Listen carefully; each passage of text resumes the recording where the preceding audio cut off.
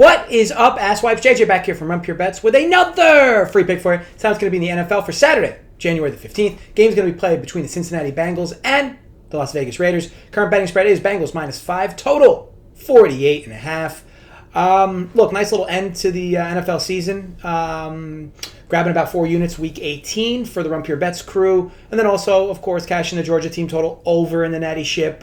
Let's be honest, we ran pure on that one.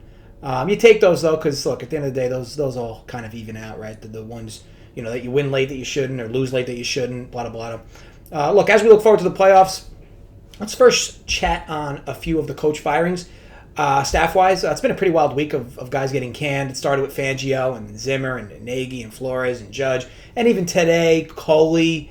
Some of these I honestly can't compute, to be honest. I'd argue Fangio had it coming.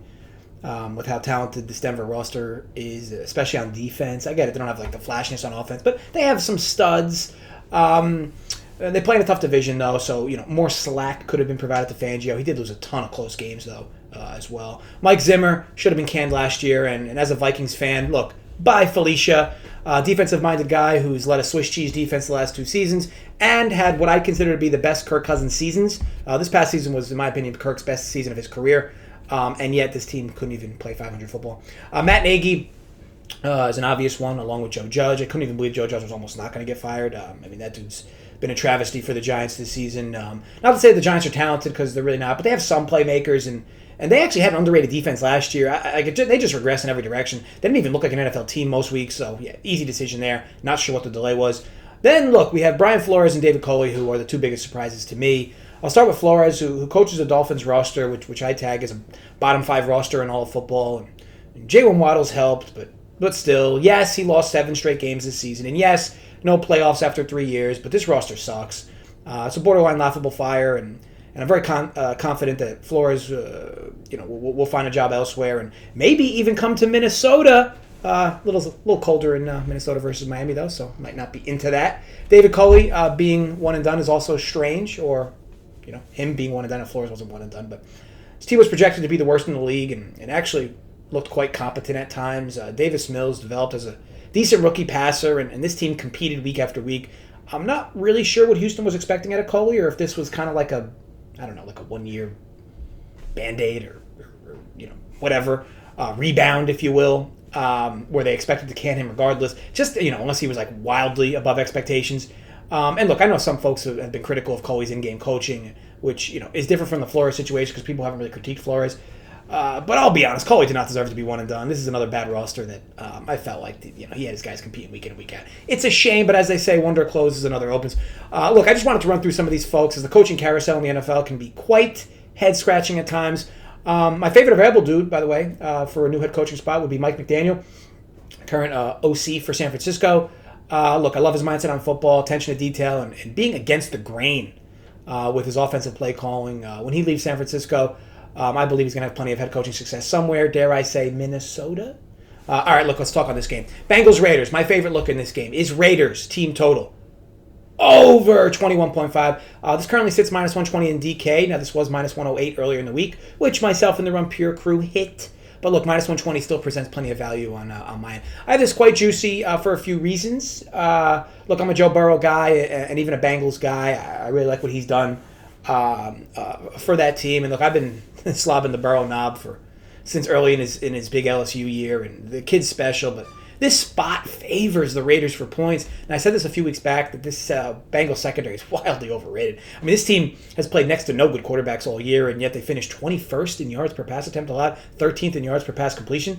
But again, they've played no one this year, at least for the most part, no one. The Steelers twice with Mr. Yards per pass attempt, Big Ben himself. The Ravens, where Lamar got hurt the first game, and then they got to see Josh Johnson in the second start. The Browns twice with a broken Baker Mayfield. The Bears, the Jaguars, the Lions, the Jets, the Broncos. That is 11 games with below-average quarterback play. The other teams, the other 6 games, average 27 points, over 27 points actually versus defense. When this Bengals team has seen potent offenses, especially through the air, they've struggled. The Raiders are getting healthier, and yes, the Raiders did get blown out in Vegas months back, but the Raiders were in the middle of their worst stretch of football during the season. Now they're in the best form they've been in all year, right? Worth noting as well, the Raiders got dominated in time of possession in that last game. And the Raiders still averaged about 2 yards more per play than the Bengals. That just didn't translate to points. I would figure if that happens again, it'll translate to points. Now, winners of 4 straight, while helping eliminate 4 teams from playoff contention, is the Raiders' path here or into the playoffs. You could argue they were playing 4 straight playoff games, and now this is a 5th straight. Look, they've been establishing a consistent ground game with Jacobs and Carr, and their defense has really stepped up. Like, I know Carr's numbers aren't that glossy or gaudy, if you will, but he's doing enough to win games, and that's all that matters, and doing enough to move the offense and move the chains above all else. Look, I always love teams approaching the playoffs with momentum and a near full bill of health. This is the Las Vegas Raiders. Now, look, the Raiders really struggled to run the football back in that first meeting, and the tape is going to show, though, a lot of downfield missed opportunities from Carr. And look, at the end of the day, they need to establish more time of possession and have the ball longer. 22 minutes, I believe, is a season low for the Raiders in time of possession. They just need to have the ball more, and it's pretty clear they're able to cut through this defense. So if they run more plays, it should result in, of course, more points. I expect Jacobs to provide Derek Carr with plenty of manageable second and third downs, and Carr to find holes in this spotty secondary throughout.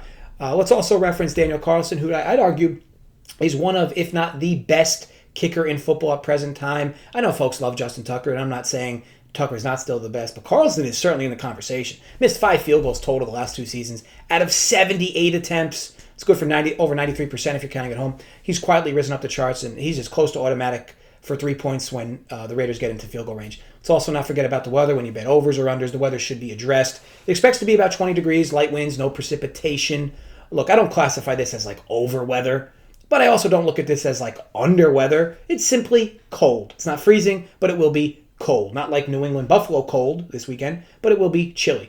This shouldn't deter Oakland from moving the football on offense. Look, how Derek Carr performs in the cold is an argument worth talking about. But again, the opportunities will be plentiful against this defense, and this team is as hot as they've been all season long. The Raiders here need 3 touchdowns and a field goal, or 2 touchdowns and 3 field goals to push this number over, which I find very attainable in this spot, all things considered. Bengals have become the darling of the NFL, and look, for the right reasons, led by Joe Burrow, but it cannot go unnoticed how the secondary and defensive unit has struggled, especially versus potent offenses. Give me the team who enters here winning 4 straight just to get into the playoffs, nearly full health, with nothing to lose. I'd expect them to just consistently move the chains throughout, as they've been doing during this stretch. At this low number, there are many paths to get here.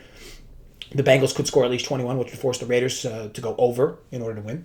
The Raiders, can get an early lead and keep the pressure on, or they can backdoor this number over. I just think the only way this doesn't get here is if the Bengals trip over themselves against a good Raiders defense, actually an underrated Raiders defense, and this game ends up playing low scoring, like a 2017 variety, or the Raiders turn the ball over in scoring situations, which, look, if there's anything you could talk about this Raiders offense recently and any struggles, it is Derek Carr's turnovers. He's had quite a few interceptions over the last few weeks. But either way, love the spot for Vegas to get points here, and especially, again, move the ball throughout and give themselves scoring opportunities, because at the end of the day, when you're betting team totals, you're betting for scoring opportunities, and the Raiders have been very, very consistent offensively, and even, I'd argue, even maybe even more consistently defensively. This is a tough test for them, passing, though, with Burrow and crew.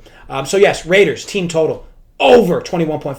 Got that minus 120 DK in New Jersey. May the odds be ever in our favor. Want to thank you all for watching. If you enjoyed, thumbs up. Create some fake accounts more. Thumbs up. If you did not enjoy, I hope you wake up with someone's nuts in your mouth. As always, drop comments below with your thoughts on the play. Let me know who you're betting for this Wildcard Weekend. I'm going to have the Print Factory show with the DFS crew tonight, as in Thursday, depending on time you're watching this, which we'll talk games and bets on the DFS channel, Run Pure Sports. And also be back on Sunday AM Live talking through the 3 games, and also on the Final Countdown show on that same RPS YouTube channel for members. Look, thanks again, folks, for watching. Be sure to gamble responsibly. Stay safe, folks.